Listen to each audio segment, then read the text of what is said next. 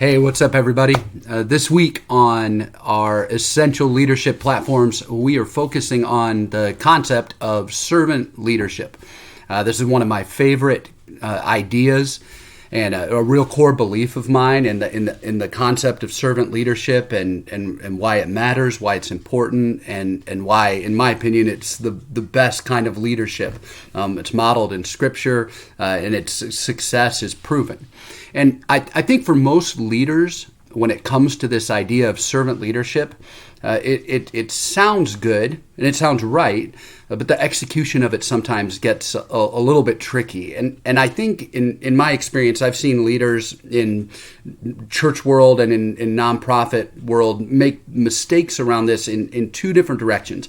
Either they focus too heavily on the servant piece or too heavily on the leadership piece. And that leadership piece is the part where you cast vision, set direction, and create momentum. And it is absolutely 100% necessary. It has to happen. The Bible tells us that without vision, the people perish. I mean, we need somebody setting that direction. The problem comes when that becomes the only focus. And if leaders, especially driven, motivated, type A, use whatever stereotype you want here, but when those kind of leaders run too fast and too far, they find themselves turning around and realizing that no one has come with them. I think it was John Maxwell who once said that the leader who thinks he's leading but has no followers is really just taking a walk. And the real danger of leadership that focuses too heavily on the vision casting is that you might outpace any people and you might keep them from being able to follow you. I can't tell you how many younger ministry staff I've talked to over the years who have said, man, I admire my leader, I believe in his vision, but I can't do what he or she is doing. I can't keep up with that. And so I think that's the pitfall that comes with focusing too heavily on the leadership side. On the other end of the spectrum, sometimes we can focus too heavily on the servant piece. And what happens here is we love our people, we support them, we are there for them, we know them really well, all very, very important things, but we haven't really set any direction. So then what we end up with is a group of people who really, really like each other, who have some level of contentment and relational satisfaction, but they're completely unproductive because no one is actually telling them where to go.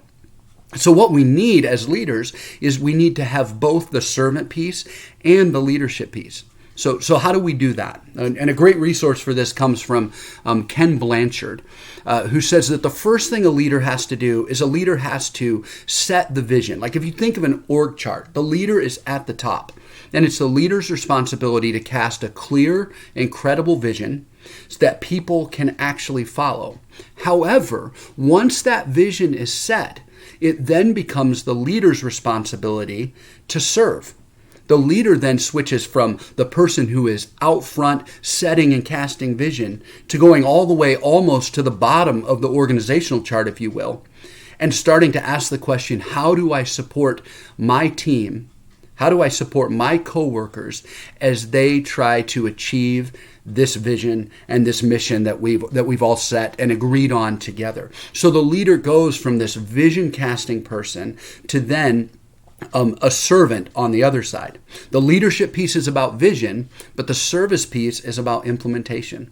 So a great question to ask yourself this week as you ponder these ideas is where do you find yourself? So for me, I'm much more naturally a vision casting leader than I am a serving leader. So I always have to be checking my blind spots. I always have to keep my radar up to ask the question, okay, Ben, how are you doing now that you have cast this vision and gotten people excited? How are you doing at going to people and saying, what do you need? What roadblocks do you have? What's in your way? How can I help you? How can I encourage you? How am I taking this big vision that I've cast and then coming back to individual people and saying, here is why the work you are doing right now is helping us move forward. And I want to help you in that way. Remember, people find the most satisfaction in their jobs when they are convinced that their leader cares about them and that their leader is committed to their success. So that's my question for you today. Do the people on your team, at your church, in your nonprofit, wherever you work, do they know in their gut that you are absolutely 100% committed to their success?